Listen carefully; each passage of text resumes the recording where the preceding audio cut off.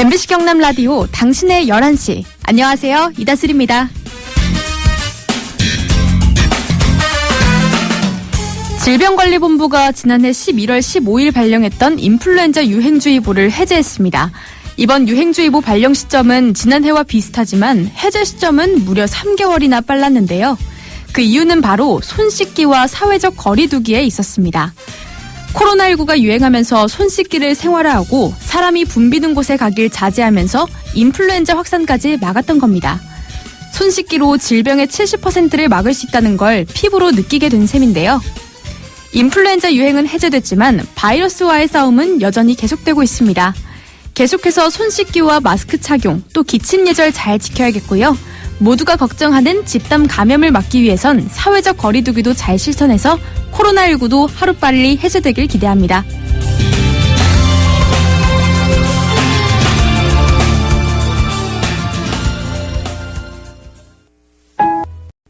당신의 11시 일부 건강길라잡이에선 백유리 아나운서와 지방에 관한 오해에 대해서 이야기해보고요. 매일 다른 주제로 만나는 코너죠. 3분 쉼표, 오늘 화요일은 내 피부 어떤 유형인지 함께 들어보죠. 또 당신의 11시 2부에서는요. 내 마음이 들리니 시계 거꾸로 돌리기를 주제로 이야기해보고요. 의사와 만나는 건강주치의에선 배뇨장애와 과민성 방광 알아봅니다. 광고 듣고 오겠습니다.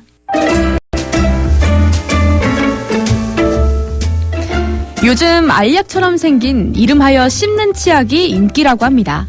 칫솔질을 할 상황이 안 되거나 칫솔이 없는 경우 한두 알을 입에 넣고 씹었다가 물로 헹구는 건데요. 얼핏 보면 일반 치약보다 편리할 것 같지만 신경 써야 할 게 더 많다고 합니다.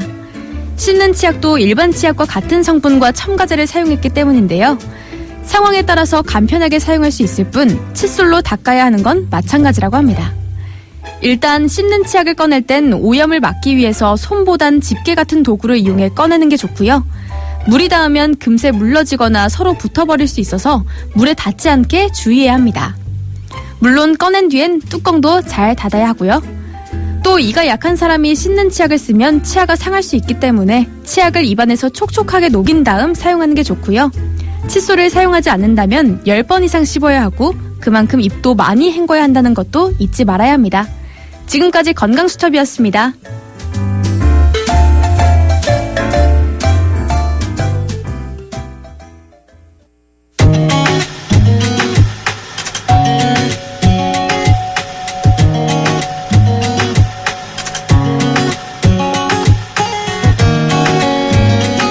우리가 알고 있던 건강상식이 알고 보니 잘못된 정보라면 어떠신가요?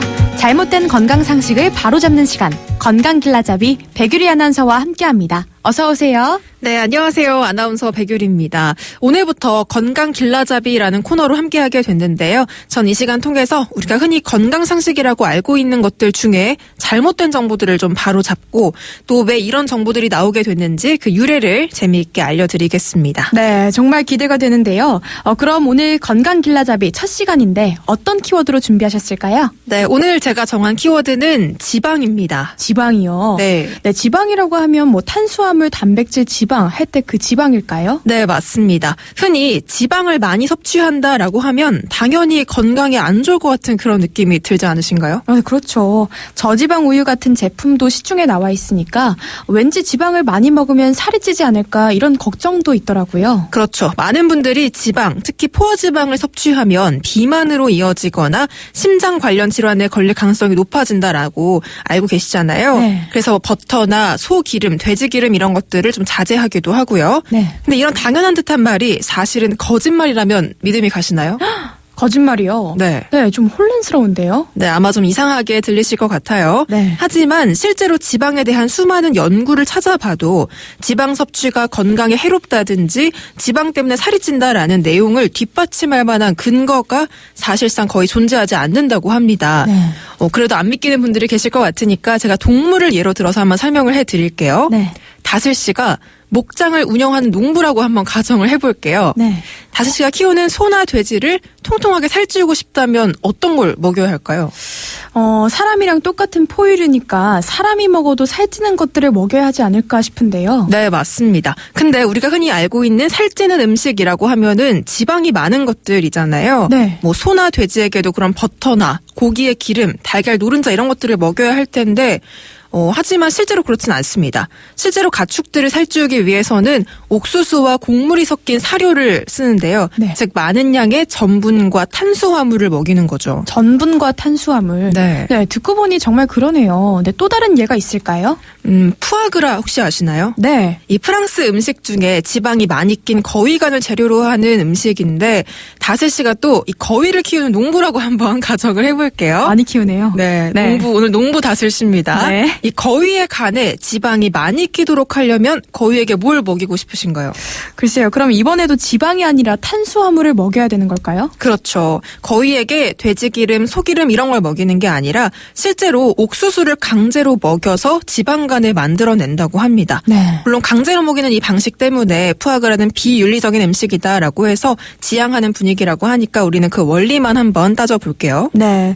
사실 지방을 많이 먹으면 살이 찐다는 얘기는 너무 많이 들어와서 거의 상식처럼 됐잖아요. 그렇죠. 네. 언제부터 이런 말이 나왔을까요? 지금부터 그 유래를 한번 말씀드리겠습니다. 네. 그 이야기는요, 1950년대 미국으로 거슬러 올라갑니다.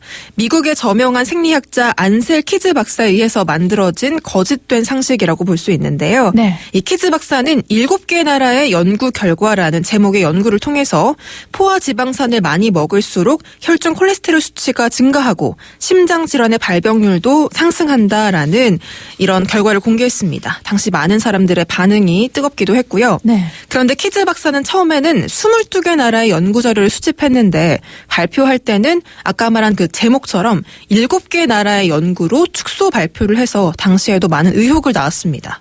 그러니까 22개 나라의 연구를 모았는데 결국엔 7개 나라의 자료만 사용했다는 거죠? 네, 맞습니다. 22개 나라에서 자료를 수집했지만 키즈 박사는 데이터를 전부 사용하지 않았고요.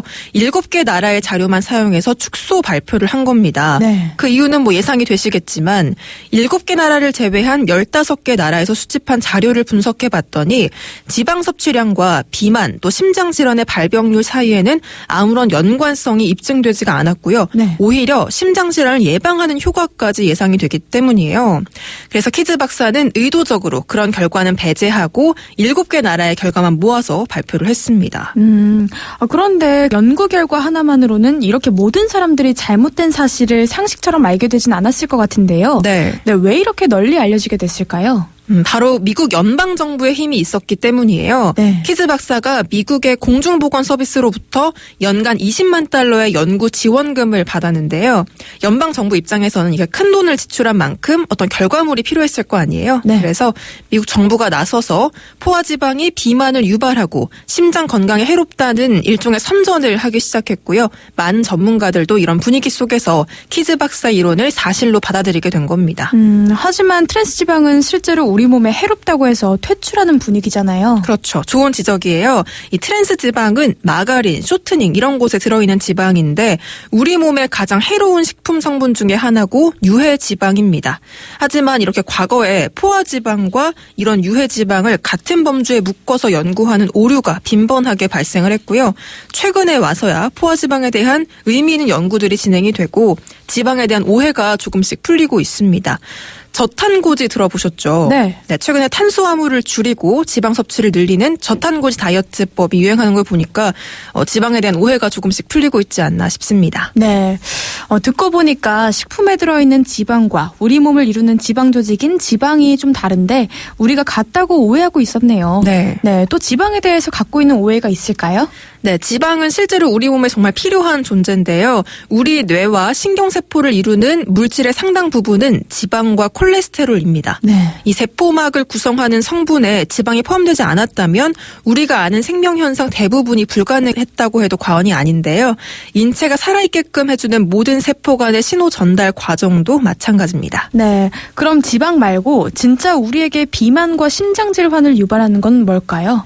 바로 설탕을 꼽을 수가 있거든요. 네. 한 연구자가 아까 말씀드린 그 키즈 박사의 옛날 연구 자료를 다시 분석하고 검토한 끝에 심장질환 발병률과 더 분명한 연관성을 보이는 것은 지방이 아니라 설탕 섭취량이었다는 사실을 발견했습니다.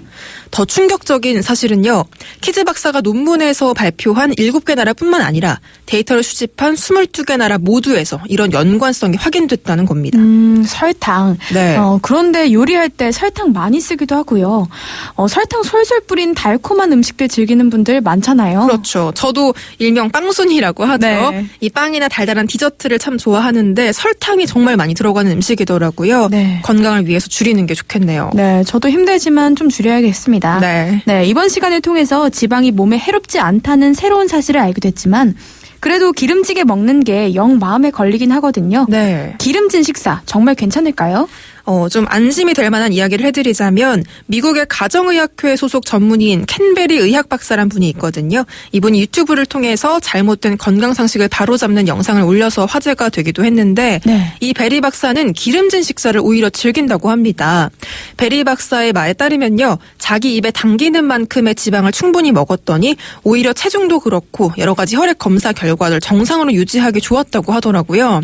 이분은 식사할 때 유기농 버터도 듬뿍 드시고 달걀 노른자나 베이컨도 마음껏 먹고 있다고 합니다. 네, 입에 당긴다는 건 몸에서 필요하다는 신호라고 하던데 기름진 식사를 조심해야 하는 질환이 없다면 걱정 없이 즐겨도 괜찮을 것 같습니다. 자, 건강길라잡이 오늘 지방은 우리를 살찌게 하거나 심장 관련 질환을 유발한다는 잘못된 건강상식 바로 잡아봤고요.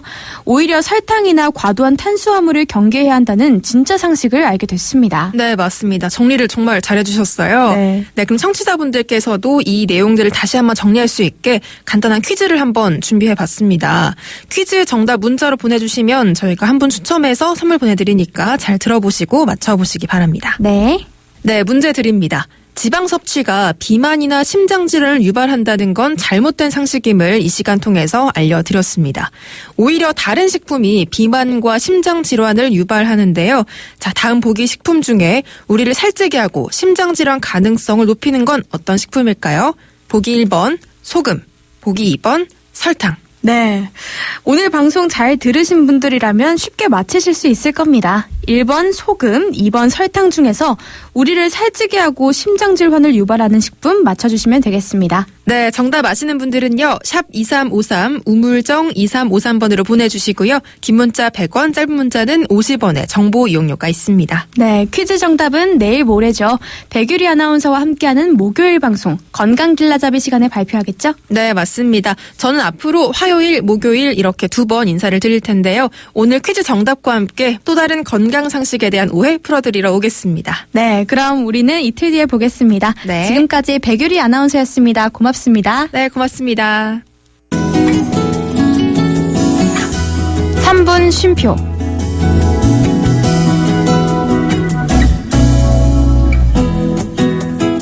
내 피부는 건성이야. 난 복합성 피부야. 피부 유형을 주로 이렇게 얘기하죠.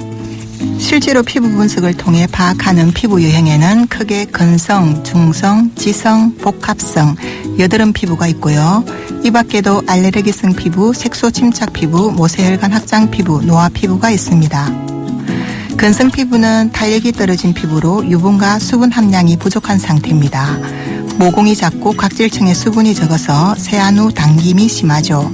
외관상 피부결이 섬세해 보이지만 피부 저항력이 약해서 상처가 쉽게 아물지 않죠.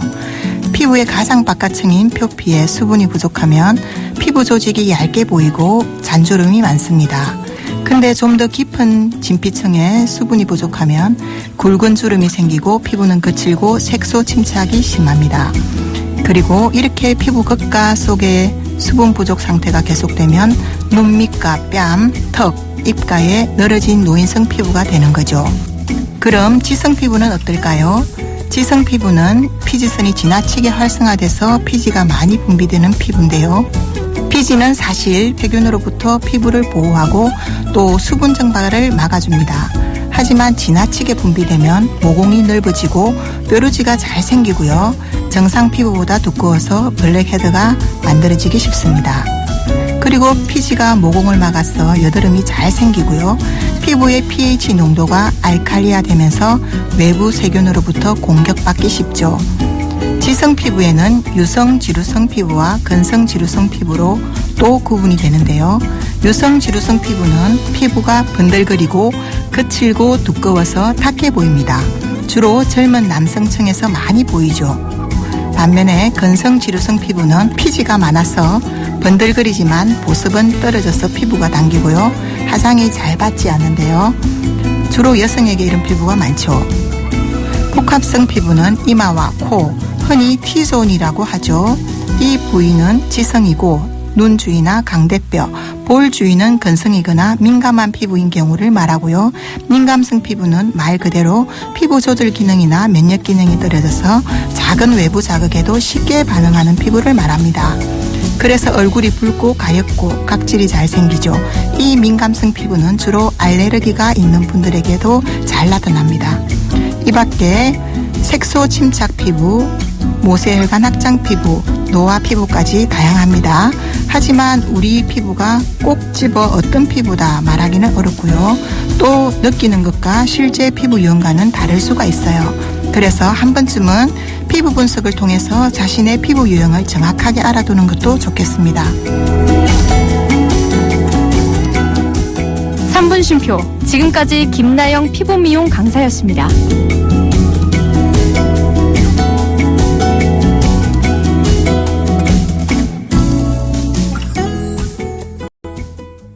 MBC 경남 라디오 당신의 11시 1부는 여기까지입니다. 광고 듣고 2부로 다시 오겠습니다.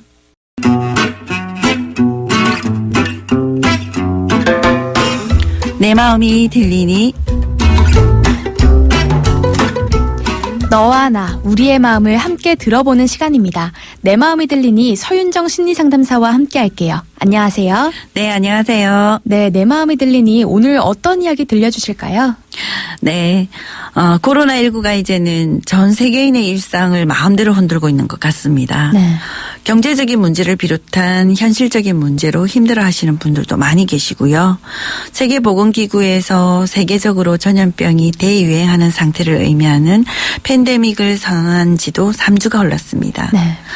이런 상황이다 보니 코로나19가 발생하기 전으로 시계를 거꾸로 돌리고 싶다는 생각을 하시는 분들이 많이 계실 것 같습니다. 네, 맞아요. 저 역시 몇 주 전만 해도 이렇지 않았는데 뭐 이런 생각을 하게 되더라고요.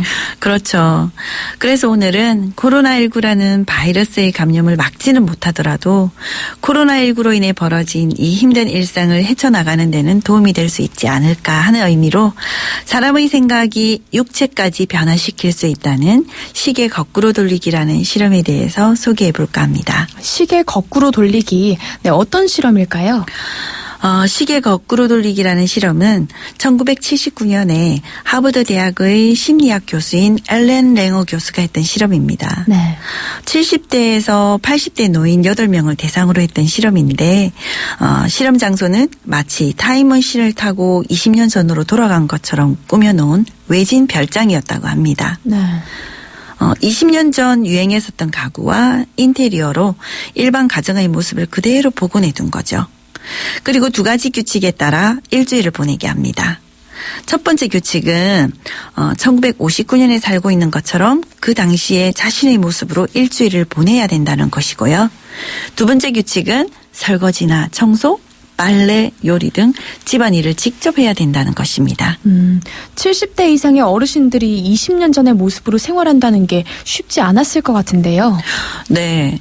지금이야 70대, 80대라 하더라도 운동도 하면서 건강하게 지내는 분이 많은 세상이지만 1979년이라면 그 정도 연세의 어른들은 대부분 제대로 걷기도 힘들고 기력도 없고 삶에 대한 의욕도 별로 없는 나이였을 겁니다. 실험에 참가하신 분들도 마찬가지였고요.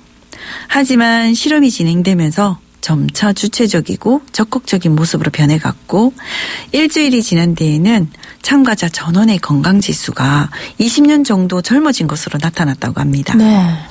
보호자의 도움 없이는 서 있는 것조차 힘들어하던 노인들의 구부정하던 허리는 펴졌고 시력과 청력도 좋아졌으며 관절이 유연해지면서 관절염은 호전되고 근력과 혈압도 개선되고 식욕도 크게 늘었다고 합니다. 특히 기억력과 인지능력 등 뇌기능까지 좋아지는 변화를 보였다고 합니다. 심지어 얼굴에 있던 주름이 펴지기도 했다네요. 단 일주일 만에요. 네, 일주일 만에 구부정한 허리가 펴지고 기억력과 인지 능력까지 젊어졌다. 실험 제목처럼 진짜 시계가 거꾸로 돌아갔군요. 그러게요. 이 실험은 세계적으로 주목받게 되었고 영국에서도 방송 프로그램으로 제작해 왕년의 스타들을 대상으로 일주일간 실험을 했었는데 뇌졸중 후유증으로 휠체어에서 의지해온 팔순의 여배우는 휠체어를 버리고 혼자 걸었다고 합니다. 네. 또 거동조차 힘들었던 원로 방송인은 무대에 나와서 탭댄스까지 췄다고 하고요. 그 외 참가자들 모두 실험에 참가하기 전보다 건강지수가 훨씬 젊어졌다고 합니다. 실험 결과를 정말 믿기 어려울 정도로 놀라운데요. 혹시 우리나라에서도 이런 실험이 있었을까요? 네, 우리나라 모 방송에서도 2014년에 왕년의 스타 5명을 대상으로 같은 실험을 진행했는데 역시 전반적인 건강지수가 젊어지는 동일한 결과가 나왔다고 합니다. 특히 혈압이 낮고 근육량이 적었던 86세의 한 참가자는 일주일 만에 정상 혈압이 되고 근육도 증가했고 거기에 더해 마치 성형수술을 한 것처럼 젊어져서 의사들을 놀라게 했다고 합니다. 하체에 힘이 생기면서 걷는 속도가 빨라졌고 왼쪽 시력이 0.4에서 0.8로 좋아졌으며 학습 능력과 언어 능력 등 인지 능력 전반이 놀라울 정도로 향상되었다고 합니다. 네, 마음의 시계가 몸의 시계까지 거꾸로 돌려놓은 걸까요? 네, 맞습니다. 실험 참가자 모두가 마음의 시계를 거꾸로 돌리자 몸의 시계가 노화를 역행한 거죠. 마음을 온전히 젊은 시절로 돌릴 수 있다면 몸도 저절로 젊어진다는 것을 마술처럼 증명해 보인 거라 볼 수 있습니다. 엘렌 네오 교수는 자신의 저서를 통해 자신이 설정해 놓은 한계로부터 해방되어 스스로 건강을 지키는 수호자가 되라고 강조합니다. 나이가 들면 병약해지고 심신의 건강이 무너진다는 노화에 대한 인식조차 우리가 만든 편견일 수 있다는 거죠. 실제로 많은 과학자와 의료 전문가들이 생각을 바꾼다면 생체 시계를 거꾸로 돌려서 젊어지는 것도 가능하다고 보는 견해가 많습니다. 마음먹기에 따라서는 얼마든지 생각이 육체를 지배할 수 있다는 거죠. 네, 실제로 생각이 육체를 지배한 사례들이 있죠. 네, 사실 진희 여부는 둘째 치더라도 예전부터 의학적 치료 없이 암과 같은 난치병이 자연적으로 치유되었다는 이야기를 주변에서 많이 들었을 겁니다. 최근에 나온 책 중에도 마음이 어떻게 몸을 변화시키는지 사례와 함께 과학적 원리를 소개한 책이 있는데요. 한 예로 청소를 힘든 노동이라고 생각하게 되면 실제로 체내 독소 물질이 증가했지만 청소를 함으로써 좋은 운동 효과를 얻을 수 있다고 말해주자 지방이 빠졌다고 합니다. 그 책의 출판사 리뷰에 이런 내용이 있습니다. 우리는 모두 기적의 존재다. 우리에게는 그런 힘이 있다.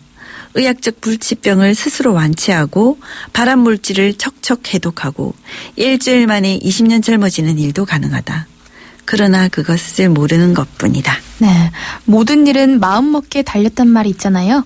그 말이 딱 맞는 상황이네요. 그럼요. 우리가 잘 알고 있는 슈바이처 박사는 주술로 원시적인 치료를 하는 아프리카 주술사들에 대해 이런 말을 남겼다고 합니다. 주술사가 치료에 성공하는 것은 현대의학을 전공한 우리 같은 의사들이 성공하는 것과 같은 이유다.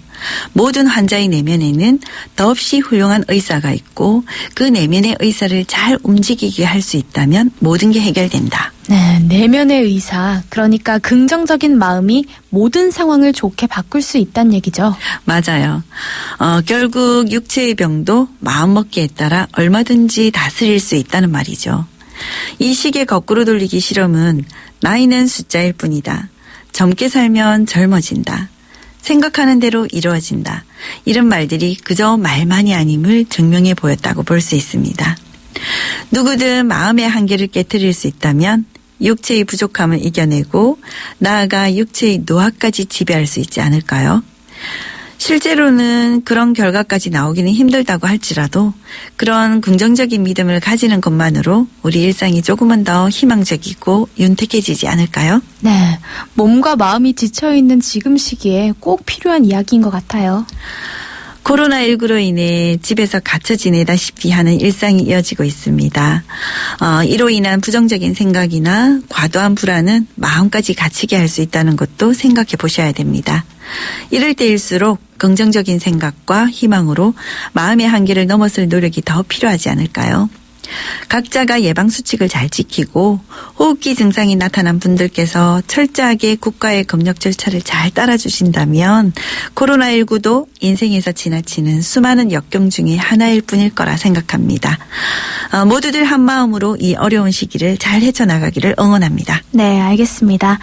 내 마음이 들리니 오늘 시계 거꾸로 돌리기 실험에 대해서 이야기 나눠봤고요. 지금까지 마산 융심리 상담센터 서윤정 소장님이었습니다. 고맙습니다. 네, 고맙습니다.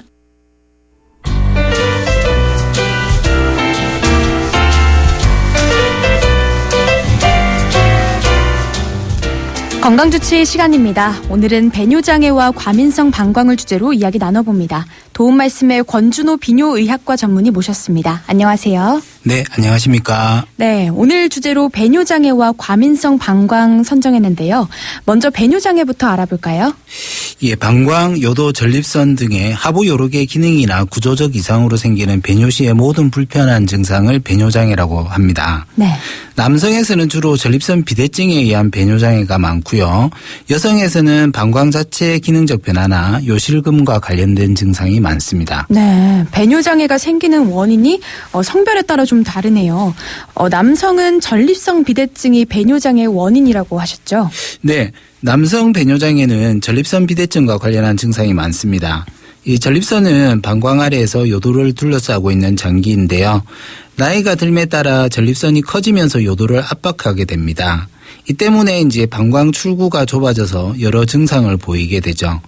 소변 시작이 느리거나 소변 줄기가 약해지기도 하고 소변을 보고 난 후에 남는 느낌이 들기도 합니다. 소변이 약하다 보니 배에 힘을 줘서 소변을 보기도 하겠죠. 네. 이런 출구 폐쇄 증상이 지속되다 보면 방광 자체에 문제가 생기고 이제 2차적으로 과민성 방광의 증상이 나타나게 됩니다. 네, 전립선 비대증으로 생긴 배뇨장애가 과민성 방광으로까지 이어질 수 있군요. 그럼 여성의 배뇨장애는 어떤가요? 네, 여성의 경우는 골반 근육의 약화로 이 방광과 요도괄약근 주변 조직이 약해져서 생기는 요실금 증상 또는 방광 자체의 기능적 문제인 과민성 방광에 의한 배뇨장애 증상이 흔합니다. 네. 증상을 살펴보면요. 소변을 하루 8회 이상 자주 가는 빈뇨, 자다가 2번 이상 소변을 가게 되는 야간뇨, 소변이 보고 싶은 느낌이 갑자기 오면서 참기가 힘든 절박뇨, 참기가 힘들어서 소변을 지리게 되는 절박성 요실금, 재채기나 줄넘기를 할 때 생기는 복압성 요실금 등의 증상을 주로 호소합니다. 네, 남성은 2차적인 배뇨장애로 과민성 방광이 나타나고 여성은 과민성 방광으로 인한 배뇨장애가 많다고 하셨는데요. 정확히 과민성 방광은 어떤 상태를 말하는 걸까요? 예, 과민성 방광의 정의는 소변을 보고 싶은 느낌이 갑자기 오는 요절박을 주된 증상으로 잦은 배뇨, 밤에도 2회 이상 소변을 보는 야간 빈뇨, 급해서 소변을 참지 못하고 지리게 되는 절박성 요실금의 증상, 이러한 것들이 동반되는 증상 증후군을 의미합니다. 쉽게 말해서 별다른 불편 없이 방광이 소변을 충분히 저장할 수 있는 능력, 즉 방광의 저장성 기능에 문제가 생긴 것을 말하는 것입니다. 네, 말 그대로 방광이 예민한 상태인 것 같은데요. 왜 이런 상태가 되는 걸까요? 과민성 방광의 원인은 다양하게 올 수 있는데요. 네. 남성에서는 전립선 비대증과 관련되어 2차적인 방광의 기능적 구조적 변화로 생기는 경우가 많고 여성에서는 방광 자체의 문제와 더불어서 요실금과 관련되어 나타나는 경우가 많습니다.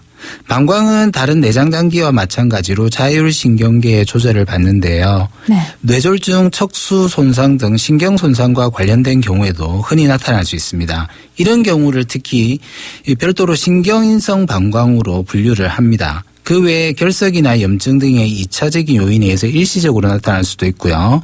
우울증, 강박증 같은 심리적 요인에 의해서도 나타날 수 있습니다. 네, 알겠습니다. 건강주치 오늘 배뇨장애와 과민성 방광을 주제로 마산 삼성 시원 비뇨기과 권준호 비뇨의학과 전문의와 이야기 나누고 있습니다. 건강주치 함께하고 계십니다. 오늘 배뇨장애와 과민성 방광에 대해서 알아보고 있는데요. 앞서 과민성 방광은 방광의 저장성에 문제가 생긴 거라고 하셨어요. 이 방광의 저장성의 문제를 자가 진단해 볼 수 있을까요? 네, 그렇습니다. 대한배뇨장애 요실금 학회에서 마련한 과민성 방광 자가진단 방법인데요. 네. 다음 9가지 항목 중 한 가지 이상이 있으면 과민성 방광일 가능성이 높습니다. 하나씩 보겠습니다. 네. 첫째, 하루 소변을 8회 이상 본다.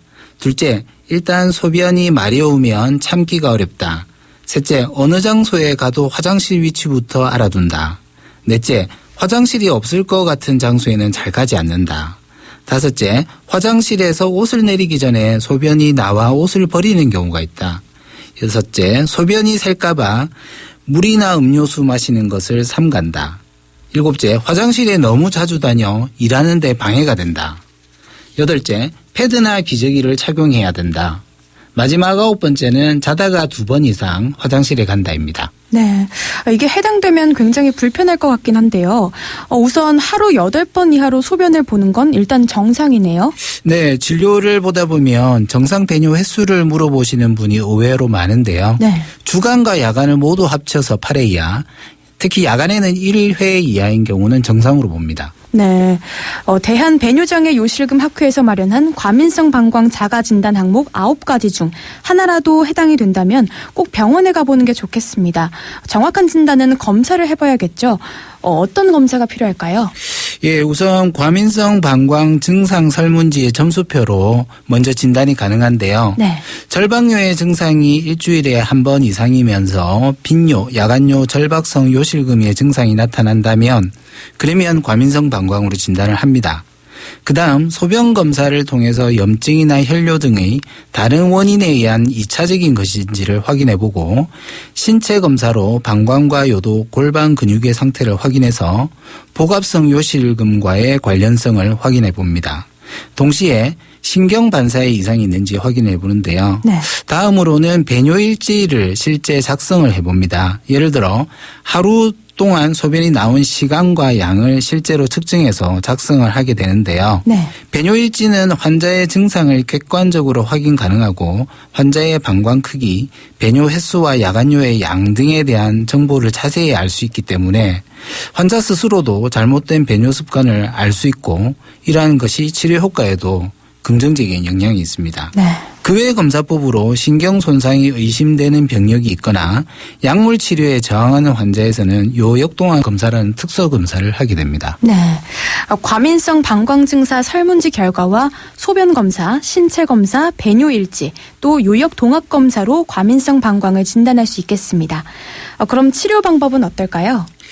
이 과민성 방광에서 기본적인 치료 목표는 방광이 정상적인 양의 소변을 저장할 수 있게끔 하는 것인데요. 네. 우선 행동 치료로 방광 훈련이 중요합니다. 갑자기 소변이 보고 싶은 느낌이 들었을 때 화장실에 가지 말고 참는 방법인데요. 특히 소변을 본 지 얼마 안 되고 소변량이 얼마 없을 것 같은 느낌일 때는 참는 것이 좋습니다. 급한 마음을 안정시키면 대개 요의가 사라지는 경우가 많습니다. 물론 수분 섭취가 많았거나 소변량이 많을 것으로 기대될 때는 화장실에 가셔야 되겠죠. 네. 다음은 골반 근육 운동입니다. 흔히 케겔 운동이라고 알고 계시는 방법인데요. 요도를 수축시키는 힘을 단련해서 요실금을 막아주는 훈련법입니다. 과민성 방광에서 가장 흔한 치료는 약물 치료입니다. 방광의 과민성을 억제시키는 약물을 기본적으로 사용하면서 행동 치료를 병행하시면 보다 나은 치료 효과를 기대하실 수 있습니다. 네. 소변을 참아보는 방광 훈련과 케겔 운동, 또 약물 치료들로 과민성 방광을 치료할 수 있겠습니다. 더불어 생활 습관 개선도 필요하겠죠? 물론입니다. 과민성 방광 환자들의 평상시 생활 습관에서 유의하실 점을 몇 가지 말씀드리겠습니다. 네. 화장실은 미리 가도록 합니다. 과민성 방광 환자들은 절박뇨와 빈뇨의 증상으로 곤란을 겪는 경우가 종종 있으신데요. 네. 예를 들어 버스를 타거나 극장에 가는 경우 장시간 화장실에 가기 힘든 상황이라면 화장실을 미리 가두시는 것이 좋을 것 같습니다. 또 하반신을 따뜻하게 해주는 것이 도움이 됩니다. 골반 근육이나 방광 주변에 찬 기운을 느끼게 되면 자율신경계의 반응으로 절박뇨, 빈뇨 등의 증상이 갑자기 나타날 수 있으니 유의하시는 것이 좋습니다. 가급적 추운 곳에 오래 노출되지 않도록 합니다. 소변을 너무 오래 참거나 과도한 수분 섭취는 피하시는 것이 좋습니다. 방광 용적을 늘리는 훈련법으로 소변을 모아서 보는 훈련을 하는 것은 괜찮지만 과도하게 소변을 오래 참아서 방광이 무리하게 늘어나면 방광벽에 미세한 허혈이 생기게 되고 이 때문에 과민성 방광이 심해질 수 있습니다. 네. 그리고 술이나 커피, 차 등의 카페인류, 자극이 강한 음식은 이 자체로 방광의 과민성을 유발하기 때문에 삼가하시는 것이 좋습니다. 네. 과민성 방광이 있다면 몸을 따뜻하게 하고요. 소변을 너무 오래 참지 말아야 하겠습니다. 또 술이나 커피 같은 카페인 음료나 자극적인 음식은 자제하는 게 좋습니다. 건강주치 오늘 배뇨장애와 과민성 방광에 대해서 이야기 나눠봤습니다. 지금까지 권준호 비뇨의학과 전문의였습니다. 고맙습니다. 네, 감사합니다. 광고 듣고 오겠습니다. 당신의 11시 오늘 순서 마무리합니다. 남은 오후도 활기차게 보내시고요. 저는 여기서 인사드립니다. 고맙습니다.